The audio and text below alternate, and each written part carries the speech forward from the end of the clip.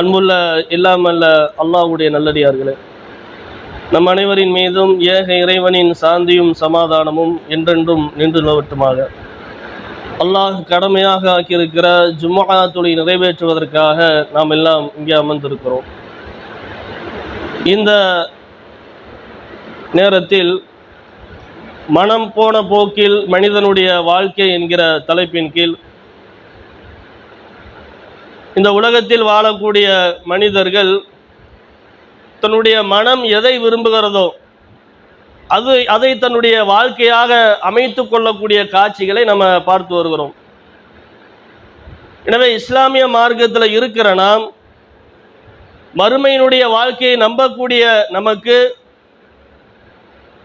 நம்முடைய உள்ளம் எதை விரும்புகிறதோ அதை செய்யாமல் நம்முடைய அறிவு எதை சொல்லுகிறதோ அதை செய்யக்கூடிய மக்களாக நாம் இந்த உலகத்திலே வாழ வேண்டும்.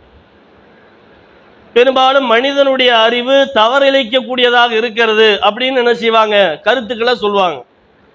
உண்மையிலேயே மனிதனுடைய அறிவு என்பது மனிதனை நல்வழிப்படுத்தக்கூடியதாகத்தான் இருக்கிறது. மூளையில 2 பாகம் இருக்கிறது.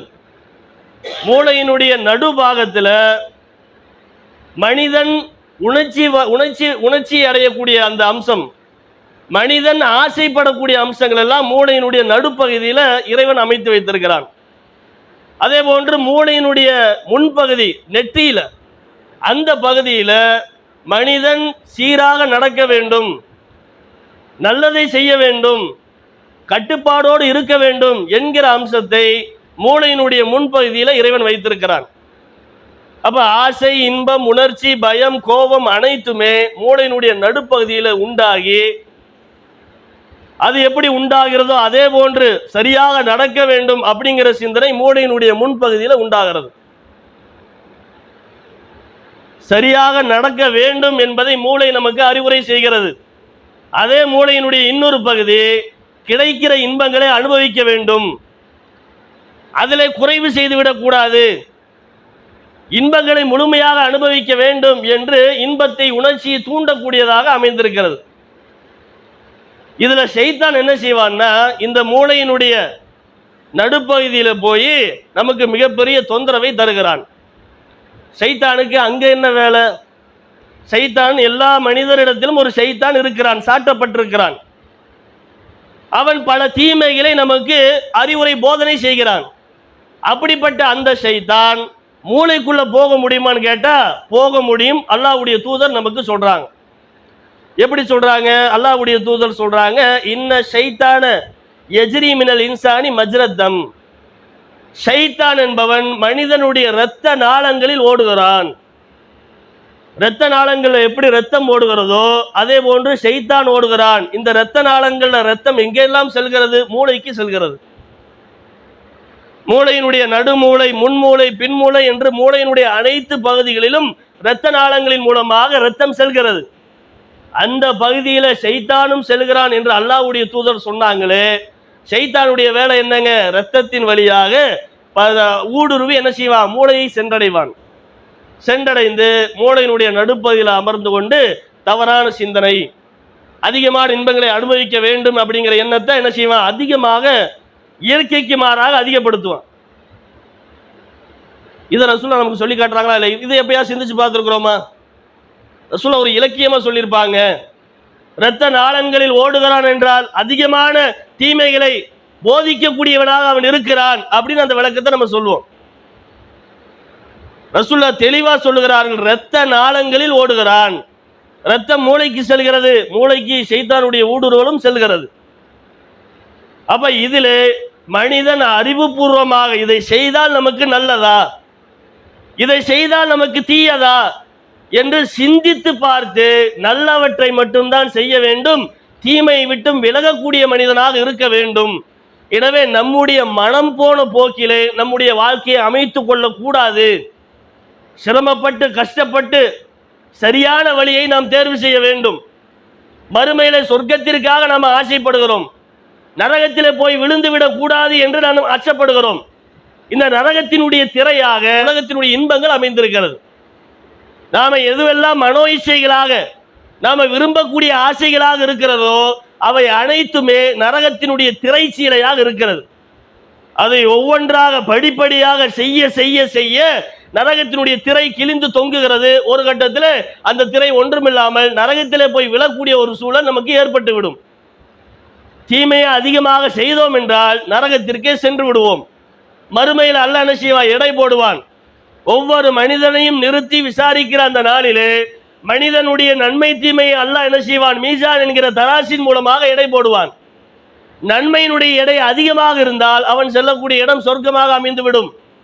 தீமையினுடைய எடை அதிகமாக இருந்தால் அவன் செல்லக்கூடிய இடம் நரகமாக அமைந்துவிடும். அப்ப இதை கவனத்தில் வைத்துக் கொண்டு நம்முடைய மனம் எதை சொல்லுகிறதோ அதை செய்யாமல் நம்முடைய அறிவு எதை சொல்லுகிறதோ அதை நம்ம செய்ய வேண்டும். அறிவு என்ன செய்யும்? தவறான ஆசை இன்பங்களை பார்க்கிற அந்த நேரத்திலே, அதை செய்ய மூளை தூண்டுகிற அந்த நேரத்திலே அறிவு வேலை செய்யும். இதை செய்தால் நீ நரகத்திற்கு சென்று விடுவாய், இதை செய்தால் அல்லாஹ் நேரடியாக கண்காணித்துக் கொண்டிருக்கிறான், மறுமையிலே விசாரிப்பான், அந்த விசாரணையிலே தப்பிக்க முடியாது என்கிற அந்த அச்ச உணர்வை நம்முடைய அறிவு ஏற்படுத்தும், சிந்தனை தூண்டும். அப்ப அந்த சிந்தனைக்கு வழிவிட்டு நாம் அதற்கு என்ன செய்யணும்? சிந்தனை எதை சொல்லுகிறதோ அதை செய்யக்கூடிய மக்களாக, இறையச்சத்தின் அடிப்படையில் வாழக்கூடிய மக்களாக நாம் இருக்க வேண்டும். ஆதம் அலைஹிஸ்ஸலாம் அவர்கள் செய்த ஒரு தவறு அல்லாஹ் இட்ட கட்டளையை மீறியது. அல்லாஹ் என்ன கட்டளையை போட்டான்? சொர்க்கத்திற்குள்ளே ஆதம் அவர்களையும் ஆதம் அலைஹிஸ்ஸலாமுடைய மனைவி ஹவ்வா அலைஹிஸ்ஸலாம் அவர்களையும் சொர்க்கத்திலே சுற்றி திரியுங்கள், எல்லா விதமான இன்பங்களையும் அனுபவித்துக் கொள்ளுங்கள், இந்த மரத்தை நெருங்கி விடாதீர்கள் என்று அல்லாஹ் கட்டளை இடுகிறான். ஆதம் அலைஹிஸ்ஸலாம் அவர்களுக்கு மனோ இச்சை எடுத்து காட்டப்பட்டது ஷைத்தானின் மூலமாக. என்ன மனோ இச்சை? அந்த மரத்தை நெருங்க வேண்டும், அப்படி நீ நெருங்கினால் வானவர்களுடைய சபையில் இடம்பெற்று விடுவாய், அதை சாப்பிட்டு விட்டால் வானவராக நீ மாறி விடுவாய், அல்லது சொர்க்கத்திலே நிலைத்து நீ வாழ்ந்து விடுவாய். அதனால இறைவன் உனக்கு அந்த கனியை சாப்பிடக்கூடாது, அந்த மரத்தை நெருங்கக்கூடாது என்கிற தடையை போட்டிருக்கிறான். நீ அந்த மரத்தை நெருங்கு, அந்த கனியை சாப்பிடு, உனக்கு கிடைக்க வேண்டிய இன்பங்கள் இந்த சொர்க்கத்தில் நிலையா கிடைக்கும் அப்படின்னு தவறான எண்ணத்தை உள்ளத்தில் ஏற்படுத்துகிறான் ஆதம் அலைஹிஸ்ஸலாம் அவர்களுக்கு. அப்ப அவர்கள் மனம் சொல்லியதை கேட்டதின் காரணமாக அந்த நேரத்தில் சிந்தனைக்கு வேலை கொடுக்காம அந்த ஷைத்தானுடைய தூண்டுதலின் பேரிலே மனம் சொல்லி அந்த விருப்பத்திற்கு ஆசைப்பட்டு அதை செய்தார்கள். சொர்க்கத்திலிருந்து அல்லாஹ் ஆதம் அலைஹிஸ்ஸலாம் அவர்களை வெளியேற்றுகிறான். ஆதம் நபி அவர்களே மனம் போன போக்கில் நடந்த காரணத்தினால் இந்த உலகத்தில் நம்ம வாழ்ந்து கொண்டிருக்கிறோம். பூமியில் அல்லாஹ்வுடைய கட்டளை ஞாபகத்திற்கு வந்து அதை நடைமுறைப்படுத்தக்கூடியவர்களாக இருந்திருந்தால் அவங்க சொர்க்கத்தில் இருந்திருப்பாங்க, நாமளும் சொர்க்கத்தில் இருந்திருக்க வாய்ப்பு இருக்கிறது. ஆதமுடைய சந்ததி தானே நம்ம. இன்றைக்கு வாழக்கூடிய கியாமத்து நாள் வர இருக்கக்கூடிய அனைத்து மக்களும் ஆதம் நபியுடைய சந்ததிகள். ஆதம் நபி அவர்கள் நம்முடைய வாப்பா, ஹவ்வா அலைஹிஸ்ஸலாம் அவங்க நம்முடைய அம்மா. அப்ப அவங்க சொர்க்கத்தில் இருந்திருந்தா நாமளும் சொர்க்கத்தில் இருந்திருப்போம். நாம இன்றைக்கு மனம் போன போக்கில் நாம செய்யக்கூடிய அனைத்து காரியங்களுமே நம்மை நரகத்திற்கு அழைத்து செல்லக்கூடிய காரியமாக இருக்கிறது. இன்றைக்கு ஒவ்வொன்றா சிந்திச்சு பாருங்க, நம்ம எந்தெந்த காரியத்தில எல்லாம் நம்முடைய மனம் சொல்லக்கூடிய பேச்சை கேட்கிறோம், நம்முடைய அறிவு சொல்லக்கூடிய பேச்சை கேட்கிறோம் என்று சிந்தித்து பார்த்தால் அது போன்ற தீய காரியங்களை நம்ம அறிந்து கொள்ள முடியும். வாழ்க்கையில் அது போன்ற காரியத்தை செய்யாமல் தவிர்த்து கொள்வோம். ஒவ்வொரு மனிதரும் சிந்தித்து பாருங்கள். பெரும்பாலான மனிதர்கள் இந்த உலகத்திலே தவறிழைக்கக்கூடிய விஷயம் என்னவென்றால் நேரத்தில் ரொம்ப பொடுபோக்காக இருக்கிறோம். அந்த நேரம் காலத்தை பொறுத்தவரையிலும் மனம் போன போக்கிலே நம்முடைய வாழ்க்கை அமைந்து விடுகிறது. காலையில் எழுந்திருப்பதற்கு ஒரு நேரம் கிடையாது. எப்போ நம்ம எந்திரிக்கிறதோ அதுதான் காலை நேரம். 8 மணிக்கு எந்திரிக்கிறோமா அதுதான் காலை, 7:30 மணிக்கு எந்திரிக்கிறோமா அதுதான் காலை நேரம். அப்போ காலை நேரத்தில் எப்பொழுது எந்திரிப்பது? வேலைக்கெல்லாம் சரியாக போயிடுவோம். ஒரு தொழில் நிறுவனத்தை வச்சிருக்கிறோம், அந்த நிறுவனத்தை நடத்துவதற்கு, அதே போன்று வேலை செய்வதற்கு, வேலைக்கு செல்வதற்கு, இவற்றிற்கெல்லாம் ஒரு நேரத்தை ஒதுக்கி அந்த நேரத்தில் அந்த வேலையை நம்ம சரியாக செஞ்சுருவோம். அதில் நம்ம என்ன செய்வோம்? கால நேரத்தை பொருட்படுத்தாமல் இருக்க மாட்டோம், கரெக்டாக கடைபிடிப்போம். மற்ற விஷயங்கள்ல, தொழுகை விஷயங்கள்ல 5 நேரம் தொழுகை அல்லாஹ் கடமையாக்குறான். ஃபஜ்ருடைய நேரம், லுகர், அஸ்ர், மக்ரிப், இஷா 5 நேரத்திலே நாம தொழுகையை கடைபிடிக்கிறோமான்னு கேட்டால் கடைபிடிப்பது கிடையாது. இதுல மனம் போன போக்கில நம்முடைய வாழ்க்கையை அமைத்துக் கொள்கிறோம். வாரத்தில் ஒரு ஜும்மா தொழுதா போதும், நாம் முஸ்லீம் என்று காட்டிக் கொள்வதற்கு, நாமளும் பாய் தான் என்று மக்களிடத்தில் பிரபலப்படுத்துவதற்கு வாரத்தில் ஒரு ஜும்மா தொழுகை நமக்கு போதுமானது, வருடத்தில் 2 பெருநாள் தொழுகை நமக்கு போதும், அவ்வளவுதான் என்று 5 நேர தொழுகையில பொடுபோக்கா இருக்கிறோமா இல்லையா? கால நேரத்தில் மறுமைக்காக நம்ம ஒதுக்க வேண்டும். 23 மணி நேரத்தை நம்ம ஒதுக்கி கொள்ளலாம், தப்பு கிடையாது. மறுமைக்காக 1 மணி நேரத்தை ஒதுக்கலாமா இல்லையா? 5 நேர தொழுகையை கூட்டி பெருக்கி பார்த்தீங்கன்னா ஒரு 1 மணி நேரம் 50 நிமிஷம் தான் வரும். இந்த 50 நிமிடத்தை அல்லாவிற்காக மறுமை நாளுக்காக நாம் தியாகம் செய்யவில்லை என்றால் இந்த உலகத்தில் மனம் போன போக்கிலே நம்முடைய ஒவ்வொரு நாளையும் நாம் கழித்து செல்கிற பொழுது செல்லக்கூடிய இடம் நரகமாக அமைந்துவிடும். பெரும்பாலும் தொழக்கூடிய மக்கள் கூட இவர் தொழுக போயிடுவார், இவர் தொழாமல் இருக்க மாட்டார், தொழுக போயிடுவான்னு சொல்லக்கூடிய மக்கள் கூட காலை ஃபஜ்ருடைய நேரத்தில் ஆப்சென்ட் ஆவாங்க. பள்ளிவாசலில் பார்க்க முடியாது. 8 மணிக்கு 7:30 மணிக்கு எந்திரிப்பாங்க. அப்போ இந்த ஃபஜ்ருடைய நேரம் என்பது தொழக்கூடிய தொழுகையாளிகளுக்கு கூட சில தொழுகையாளிகளுக்கு பாரமாக இருக்கிறது. கையில் ஒரு வாழை கொடுத்து போருக்கு போயிட்டு வாங்கன்னா நான் போயிட்டு வர்றேன் அப்படின்னு சொல்லக்கூடிய மக்கள் இருக்கிறாங்க. ஃபஜ்ருடைய தொழுகைக்கு எழுந்திருப்பதற்கு ரொம்ப சிரமப்படுறாங்க. அந்த நேரத்தில் எழுப்பி விட்டால் போர்வையை நல்லா இழுத்து போர்த்தி தூங்கக்கூடிய மக்கள் தான் அதிகமாக இருக்கிறாங்க. அப்போ அந்த நேரத்தில் எழுந்து நம்முடைய ஈமானை என்ன செய்யணும்? பலப்படுத்த வேண்டும். ஏன்னா சைத்தானுடைய வேலை அந்த நேரத்தில் நமக்கு காட்டுவான். தலைமாட்டிற்கு அருகாமையில் அமர்ந்து கொண்டு தலையை தடவி கொடுத்தே இருப்பான். என்ன பண்ணுவான்? கழுத்திலே 3 முடிச்சுகளை போடுவான். நல்லா தூங்கு, இன்னும் காலை நேரம் இருக்கிறது, நல்லா தூங்கு. 4:30 மணிக்கு முழிப்பு வந்துச்சுன்னா தலையை தடவி நல்லா தூங்க வச்சிருவான். ஒரு 5:30 மணிக்கு முழிப்பு வருது, இன்னும் தூங்கு. ஃபஜ்ருடைய நேரம் முடியக்கூடிய அந்த தருவாய் ஒரு 10 நிமிஷத்தில் முடிஞ்சிடும். அந்த நேரத்தில் என்ன செய்வான்? தடவி கொடுத்து இன்னும் இருக்கு தூங்கு. காலையில் 8 மணிக்கு எந்திரிப்பார். 8 மணிக்கு எந்திரிச்சு ஃபஜ்ரு தொழுவாரா? தொழ மாட்டார். சரி, தூங்கிட்டாரு, தொழ முடியல. எழுந்தெடுத்ததுக்கு அப்புறம் தொழணுமா இல்லையா? அல்லாஹ்வுடைய தூதருடைய வழிமுறை என்ன? தூங்கிட்டா ஞாபகம் வந்தா தொழுங்க. காலை நேரம் ஃபஜ்ரு தொழுக மறந்துட்டோம், ஞாபகம் வருகிற பொழுது தொழ வேண்டும். அப்ப தூக்கத்தின் மூலமாக மறந்து விட்டால் எழுந்திருத்தால் நம்ம தொழ வேண்டும், அதை நம்ம செய்ய மாட்டோம். அப்ப இப்படி ஒவ்வொரு நாளையும் கழிக்கிற பொழுது கால நேரத்தை வீண் வரையம் செய்கிறோம். மறுமையில் அல்லாஹ் கேள்வி கேட்பான். கடைசியில் போய் புலம்பனா, மறுமை நேரம் மரண நேரத்தில் புலம்பினால் அதற்கு பிறகு நமக்கு வாய்ப்பு தரப்படுமான்னு கேட்டால் தரப்படாது. உலகத்திலே பல்வேறு வாய்ப்புகள் நமக்கு கொட்டி கிடக்கின்றது. ஒன்று இல்லாட்டி இன்னொன்று, அது இல்லாட்டி அது. ஆனால் நமக்கு மரணம் வந்து விட்டால் இதற்கு பிறகு இறைவா ஒரு சில நாட்களை எனக்கு தா, சில காலங்களை ஒதுக்கி இந்த பூமிக்கு திருப்பி அனுப்பு என்று எவ்வளவுதான் புலம்பினாலும் மனிதனை அல்லாஹ் அனுப்ப மாட்டான். அவ்வளவுதான், கதம் முடிந்து விட்டது. மரணித்து விட்டால் இந்த உலகத்தினுடைய தொடர்பு அவனுக்கு முடிந்து விட்டது. அவன் செய்த நன்மை தீமைகளை அல்லாஹ் என்ன செய்வான்? மறுமை நாள் என்று விசாரிப்பான். எனவே மரணம் வருவதற்கு முன்னால் நாம் செய்யக்கூடிய வேலை எதுவாக இருக்க வேண்டும் என்றால், மனம் போன போக்கிலே வாழாமல் நம்முடைய கால நேரத்தை நம்ம நிர்ணயம் செய்ய வேண்டும். 5 நேரம் தொழுகையும் விடாமல் தொழக்கூடிய மக்களாக நாம் இருக்க வேண்டும். மறுமைக்காக நேரத்தை ஒதுக்கி மறுமை சிந்தனையை அதிகப்படுத்த வேண்டும். அதே போன்று தொழுகை எப்படி கடமையோ, வசதி உள்ளவர்கள் செல்வந்தராக இருக்கக்கூடியவர்கள் ஹஜ் செய்வது கடமை. இந்த ஹஜ்ஜை பொறுத்தவரையிலும் யாருக்கு வசதி வந்து விட்டதோ அவங்களுக்கு கடமையாகி விட்டது. அப்போ அந்த கடமையை செய்வதற்கு நம்ம ஆசைப்படணும், நம்ம ஆசைப்படுவோம். யாருமே ஆசைப்படாத மக்கள் யாருமே கிடையாது. ஒரு நாளாவது காபத்துல்லாவுக்கு போயிட்டு வரணும், அல்லாஹ்வுடைய ஆலயத்தை பார்த்துட்டு வரணும், அங்கே போனால் அந்த ஆலயத்தை பார்த்தா ஒரு மனசில் ஒரு மிகப்பெரிய மகிழ்ச்சி ஏற்படும் என்று எல்லோருமே நம்ம ஆசைப்படுகிறோம். எப்போ ஆசைப்படுவோம்? கடமை ஆனதற்கு பிறகு நம்ம என்ன முடிவெடுப்போம்னா, ஒரு 60 வயதில், ஒரு 70 வயதில், வயதான காலகட்டத்தில் ஓய்வெடுப்போமா இல்லையா? அந்த மாதிரி நேரத்தில் நாம் போய் ஹஜ் செஞ்சுட்டு வரலாம். திடகாத்திரமாக இருப்பார், 30 வயசில் இருப்பார், 40 வயசில் இருப்பார், 50 வயசில் இருப்பார்.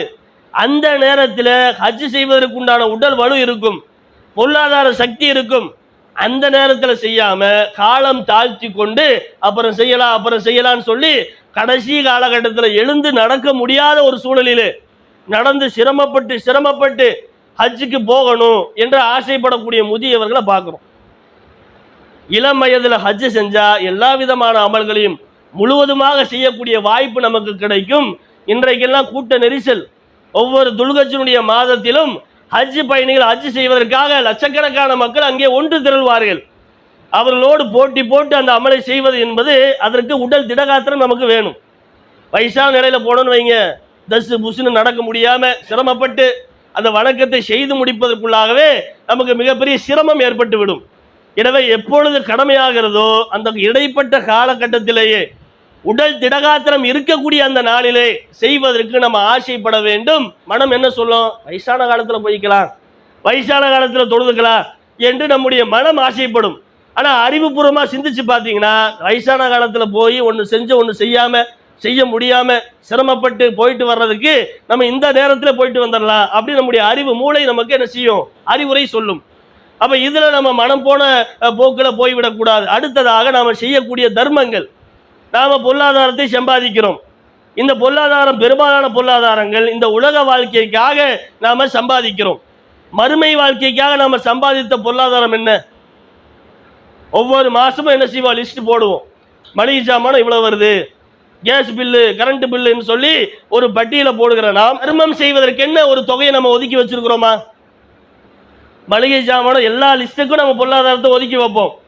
தர்மம் செய்கிறேன், மாதம் ஒரு 1000 ரூபாய் நான் தர்மம் செய்வேன், அல்லது மாதம் ஒரு 500 ரூபாய் நான் தர்மம் செய்வேன்.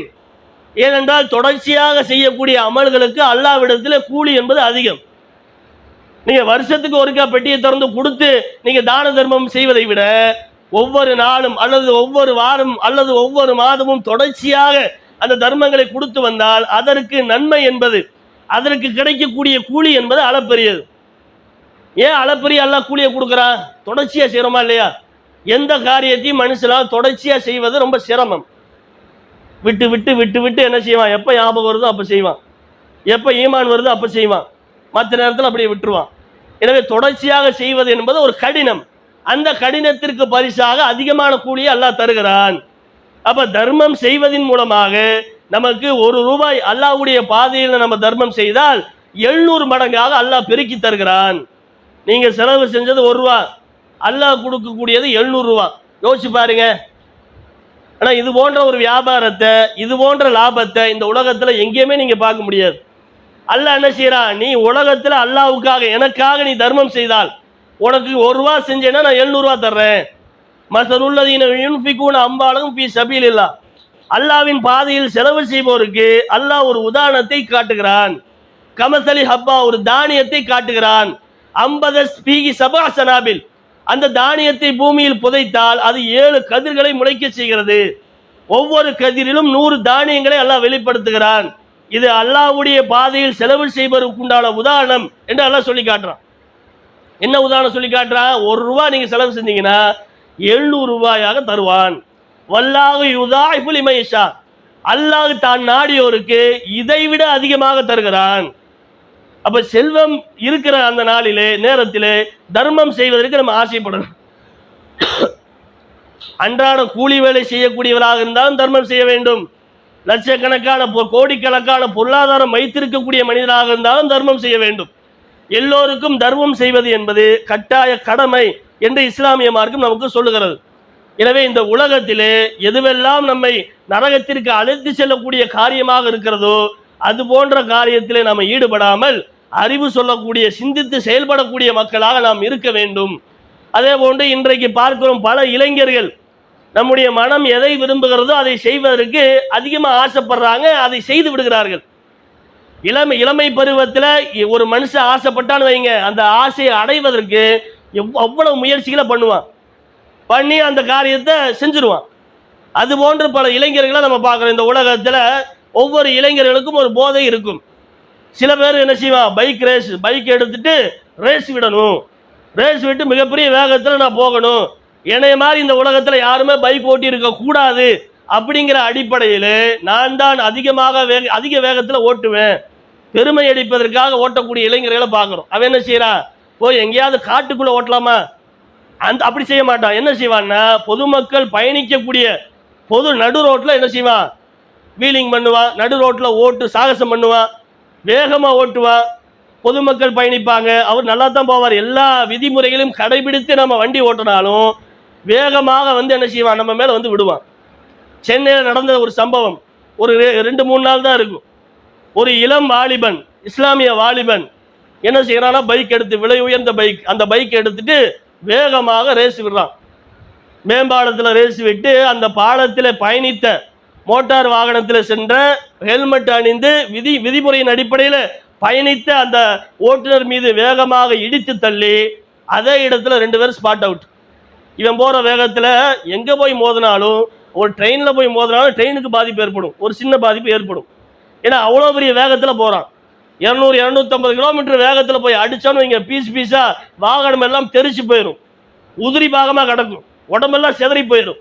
அப்படி வேகமாக போய் அடித்து அவருக்கு 2 குழந்தை, 2 பெண் குழந்தை இருக்குது. இவன் இளம் வாலிபன். இவனும் சாவதோடு மட்டுமல்லாமல் ஒரு குடும்பத்தையும் காலி பண்ணிட்டான். அப்போ இப்படி ஆசைப்படுறானா இல்லையா இளைஞன்?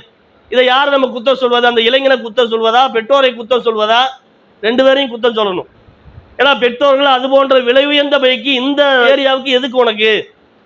60 கிலோமீட்டர் 100 கிலோமீட்டர் வேகத்தில் போகக்கூடிய வாகனத்தை வாங்கு, 200 கிலோமீட்டர் போகக்கூடிய வாகனத்தை நீ எதுக்கு வாங்குற? வாங்கி நீ என்ன செய்ய போற? இந்த பொது ரோட்டில் அப்படி ஓட்ட முடியுமா என்று பெற்றோர்கள் என்ன செய்யணும்? கவனத்தோடு பிள்ளைகளை வளர்க்கணும். காசு இருக்குங்கிற மிதப்புல அவன் என் புள்ள ஆசைப்பட்டுட்டான் அப்படின்னு வாங்கி கொடுத்து 4 உசுர காவு வாங்கக்கூடிய காட்சியை பார்க்கணும். அப்போ என்ன செய்ய முடியும்? புலம்பி அழுதா உசுறு திரும்ப வருமா? அப்போ இப்படியெல்லாம் ஆட்கள் வாலிபன் தன்னுடைய இளமை பருவத்தில் தன்னுடைய மனம் போன போக்கில் செயல்படுகிற காரணத்தினால் மிகப்பெரிய சிரமத்தை சந்திக்கக்கூடிய காட்சியை பார்க்குறோம்.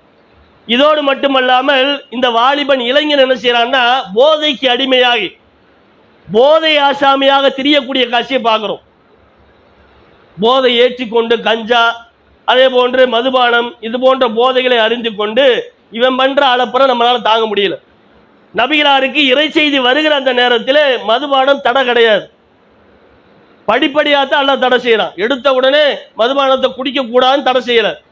ஃபர்ஸ்ட் எடுத்த உடனே மதுபானம் குடிக்காமல் இருப்பது நல்லது அப்படிங்கிற அறிவுரை அல்லாஹ் சொல்றான். அதற்கு பிறகு அல்லாஹ் என்ன செய்யறான்னா, தொழுகையின் போது நீங்கள் மதுபானம் அருந்தி விட்டு தொழாதீர்கள், அந்த தடை. மூன்றாவதாகத்தான் அல்லாஹ் என்ன செய்யறான், மதுபானத்தை நான் தடை செய்கிறேன். மது, சூதாட்டம் இவை அனைத்துமே, குறி கேட்பது இவை அனைத்துமே உங்களை வழிகேட்டில் அழைத்து செல்லக்கூடிய காரியமாக இருக்கிறது. இதை ஷைத்தான் உங்களுக்கு தூண்டுகிறான். எனவே மதுபானத்திலிருந்து விலகிக் கொள்ள மாட்டீர்களா? ஃபஹல் அன்தும் முன்தகூன், நீங்கள் விலகிக் கொள்ள மாட்டீர்களா என்று அல்லாஹ் தடுக்கிறான். தடுத்த உடனே இந்த செய்தியை கேட்ட சகாபாக்கள், அன்றைய காலத்தில் வாழ்ந்த மக்கள், தன்னிடத்தில் இருக்கக்கூடிய மதுபானத்தை எல்லாம் தூக்கி ரோட்டில் கொட்டினாங்க. இன்றைக்கு கூட மதுபானத்தை கலப்படமாக தான் தயாரிப்பான். இன்றைக்கு தயாரிக்கக்கூடிய மதுபானம் ஒயின் ஷாப்பில் விற்கிறானா இல்லையா? அவை அனைத்துமே கலப்படமான மது. கலப்பிடம் இல்லாத மதுவெலாம் இவன் கொடுக்குற காசில் வாங்கி குடிக்க முடியாது. அவ்வளவு அதிகமான தொகையை போட்டு தான் வாங்க முடியும். ஆனால் அன்றைய காலத்தில் வாழ்ந்த மக்கள் தன்னுடைய கைகளால் தயாரிப்பாங்க. எந்த விதமான கலப்படமும் கிடையாது. பேரிச்சம்பழத்தை கொண்டு தன்னுடைய கைகளால் வேறு சில தானியங்களை, தாட்சைகளை கொண்டு தன்னுடைய கைகளால் தயாரிப்பாங்க. அந்த மதுபானத்தை தயாரித்து பெரிய பெரிய பீப்பாய்களில் தன்னுடைய வீட்டுகளில் சேமித்து வச்சிருப்பாங்க. இன்றைக்கு நம்ம செல்வத்தை வைத்து பெருமை அடிக்கிறோமா இல்லையா? இருக்கிற பொருளாதாரத்தை வைத்து எப்படி மக்கள் பெருமை அடிக்கிறார்களோ அது போன்று அன்றைய காலத்தில் இருக்கிற சேமித்து வைத்திருக்கிற மதுபானத்தை வைத்து பெருமை அடிப்பார்கள். என்னிடத்துல 2 பீப்பாய் மதுபானம் இருக்கிறது, என்னிடத்துல 3 ட்ரம் மதுபானம் இருக்கிறது என்று அந்த மதுபானத்தை வைத்து பெருமை அடிக்கக்கூடியவர்களாக அன்றைய கால மக்கள் இருந்தார்கள். இந்த தடை வசனம் இறங்கிய உடனே அவங்க என்ன செஞ்சாங்க, இருக்கிற எல்லா மதுபானத்தையும் தூக்கி ரோட்டில் கொட்டாங்க. ஆனால் இன்றைக்கு நம்ம பார்க்குறோம், இந்த கலப்படமான மதுவை குடிச்சிட்டு காலையில் வெள்ளை சட்டை வெள்ளை வேஷ்டி நல்லா அழகாக போவார். மதுபானம் குடிச்சிட்டு வர்றப்ப பாருங்க, இடுப்பில் வேட்டி நிற்காது, சட்டை இருக்காது, சாக்கடையில் போய் படுத்து கிடப்பார். சில பேர் நாயை கட்டி பிடிச்சி கூட படுப்பான். அப்போ இது போன்ற அம்சத்தை பார்க்குறோம். போகிறப்ப பைக்கில் போவார், வர்றப்ப சைக்கிள் எடுத்துகிட்டு வருவார். நம்ம சைக்கிளில் தான் வந்தோம். இன்னொருத்தன் என்ன செய்வான், அவன் விட்ட பைக்கை அவன் எடுத்துகிட்டு போயிடுவான். நம்ம பைக்கில் தான் வந்தோம், சைக்கிளில் வந்து நான் பைக்கில் தான் வந்து பைக் எடுத்துகிட்டு போயிடுவான். இந்த மாதிரியான அம்சங்களெல்லாம் நம்ம ஒரு செங்கல், ஒரு சின்ன கல், நாம் என்ன செய்வோம், சின்ன கல்லுனா லேசாக தாண்டிடுவோம். இதே மதுபானம் குடித்த ஆசாமிகள் என்ன செய்வாங்க, மூளை வேலை செய்யாது. அந்த சின்ன கல் பெரிய பாறாங்கல் மாதிரி தெரியும். அதை ஏறி என்ன செய்வாங்க, இறங்குற மாதிரி தாண்டுவாங்க. அப்போ மதுபானம் என்பது இதனுக்கு போதை ஏற்படுத்தக்கூடிய அம்சத்தில் மூளையை மதிமயக்க செய்கிறது. மூளையில் எதுவுமே சிந்திக்க முடியாது. போலீஸ் வருவார், அவர்கிட்ட போய் சண்டை போடுவான். பெரிய பெரிய அதிகாரியாக இருப்பார், எஸ்ஐயா இருப்பார், இன்ஸ்பெக்டராக இருப்பார், எஸ்பியா இருப்பார். அவர்கிட்ட போய் என்ன செய்வான், வரையா ஒத்தக்கு மோதிக்கலான்ட்டு சண்டை போடுவான். ஆனால் மதுபானம் குடிக்காத நேரத்தில் அவங்களுக்கு உண்டான மரியாதையை கொடுப்பான். அப்போ மனிதனுக்கு இந்த போதை உள்ளத்தில் ஏறிவிட்டால், உடலில் ஏறிவிட்டால் மூளை வேலை செய்யாது என்பதை நம்ம பார்க்குறோம், அனுபவ ரீதியாக பார்க்குறோம். சமீபத்தில் ஒரு 10 நாளைக்கு முன்னாடி திருப்பூரில் நடந்த ஒரு சம்பவம். இஸ்லாமிய இளைஞர் தான். அவர் என்ன செய்யறாருன்னா, மதுபானத்தை குடித்து கொண்டு அந்த போதையை முற்றி போய் நிலையில போய் தொழுகையில் ஈடுபடுறாரு. எங்க? பள்ளிவாசல கிடையாது, கோவிலில் போய் வாசலில் உட்காந்துக்கிட்டு அவர் தொழ தெரியல. ஏன்னா பெரும்பாலும் இளைஞர்கள் தொழுவது கிடையாது, நம்ம பார்க்குறோம். வாரத்தில் ஜும்மா கூட தொழுவது என்பது ரொம்ப சிரமம். அப்படிப்பட்ட இளைஞர்களும் இருக்கிறார்கள். அவன் என்ன செய்யறான்னா, அவன் எப்படி தொழணும் கூட தெரியல. அந்த கோவிலில் உட்காந்துக்கிட்டு கையேந்தி துவாதான் செய்யறான். எப்படி செய்யறான்னா, அல்லாஹு லா இலாஹ, அல்லாஹு லா இலாஹ அப்படிங்கிற வார்த்தையை சொல்லிக்கொண்டு நான் அல்லாஹ்வை தொழுகிறேன் அப்படின்னு கோவில் வாசலில் உட்காந்து, கோவில் கருவறையினுடைய வாசலில் உட்காந்து தொழுகிறான். அதுக்கு என்ன அர்த்தம்? அல்லாஹ்னா இறைவன், அல்லாஹ். லா இலாஹன்னா கடவுளே இல்லை, அல்லாஹ் கடவுள் இல்லை, அல்லாஹ் கடவுள் இல்லை அப்படிங்கிற வாசகத்தை சொல்லிக்கொண்டு அவன் சொல்லக்கூட தெரியல. அப்போ இஸ்லாத்துக்கும் அதுக்கு சம்பந்தம் இல்லாத ஒரு இளைஞன், அவன் பேரளவு தான் முஸ்லீம், தொழுகையில் கூட ஈடுபட்டது கிடையாது, தொழுகை முறை கூட தெரியல. அப்போ போதையினுடைய அதிகமாக போதை ஏறிவிட்ட காரணத்தினால் கோவிலில் போய் என்ன செய்யறான்? தொழுகிறங்கிற பேரில் அதை தினமலர் போன்ற பத்திரிகையில் என்ன செய்யறான்? போதையில் தொழுகையில் கோவிலில் ஈடுபட்ட ஆசாமி அப்படின்னு பேப்பரில் செய்தி போடக்கூடிய ஒரு காட்சியை பார்க்குறோம். என் தினமலர் பத்திரிகைக்காரன் என்ன செய்வான்? சின்ன விஷயம் நடந்திருக்கும், அதை பெருசாக காட்டுவான். அப்போ இந்த போதை ஆசாமி என்ன செய்யறான்? கலவரத்தை ஏற்படுத்தக்கூடிய வகையில் இது போன்ற காரியத்தை செய்தான் அப்படி அவன் பத்திரிகையில் என்ன செய்யறான்? செய்தி போடக்கூடிய ஒரு காட்சியை பார்க்குறோம். அப்போ இளைஞர்கள் தன்னுடைய மனம் போன போக்கிலே வாழுகிற காலகட்டத்தில் மிகப்பெரிய சிரமத்தை சந்திக்கக்கூடிய மக்களை பார்க்குறோம். எனவே நம்முடைய வாழ்க்கை எப்படிப்பட்டதாக இருக்க வேண்டும்? மூளைக்கு வேலை கொடுங்க, சிந்தித்து செயல்படக்கூடிய மக்களாக இருக்க வேண்டும். அதுக்கு தான் அல்லாஹ் என்ன செய்யறான்? அறிவை கொடுத்துருக்கிறான். எந்த ஒரு காரியத்தை எடுப்பதாக இருந்தாலும் செய்வதாக இருந்தாலும் இது நமக்கு நல்லதா? ஆனால் உலக விஷயத்தில் நம்முடைய மூளை அதிகமாக வேலை செய்யும். பொருளாதாரம் சம்பாதிப்பதாக இருந்தாலும், அதை செலவு செய்வதாக இருந்தாலும், எல்லா விஷயங்களிலும் என்ன செய்யும்? இந்த உலக வாழ்க்கையில் நம்முடைய மூளை என்ன செய்யும்? சரியாக நமக்கு பதில் சொல்லும். ஆனால் மறுமை வாழ்க்கை என்று வந்துவிட்டால் அந்த நேரத்தில் உள்ளத்திற்கு நம்ம இடம் கொடுத்து நம்முடைய அந்த தவறை தூண்டக்கூடிய, இன்பத்தை தூண்டக்கூடிய மூளைக்கு அதிகமாக இடம் கொடுத்து, சிந்தனை தூண்டக்கூடிய மூளைக்கு நம்ம என்ன செய்வோம்? இடம் கொடுக்காம விட்டு விடுகிறோம். மிகப்பெரிய பாதிப்பை சந்திக்கக்கூடிய சூழல் ஏற்பட்டு விடுகிறது. எனவே நம்முடைய வாழ்க்கையில சிந்தித்து செயல்படக்கூடிய மக்களாக, மனம் போன வாழ்க்கையில் ஈடுபடாமல் அல்லாஹ் சொல்லிய அடிப்படையிலே செயல்பட்டு மறுமையில் வெற்றி அடையக்கூடிய மக்களாக நம் அனைவரையும் அல்லாஹ் ஆக்கி அருள்வான் என்று கூறி ஜும்மாவின் முதல் உரையை முடித்துக் கொள்கிறேன். அஸ்ஸலாமு அலைக்கும் வரஹ்மத்துல்லாஹி வபரகாத்துஹு.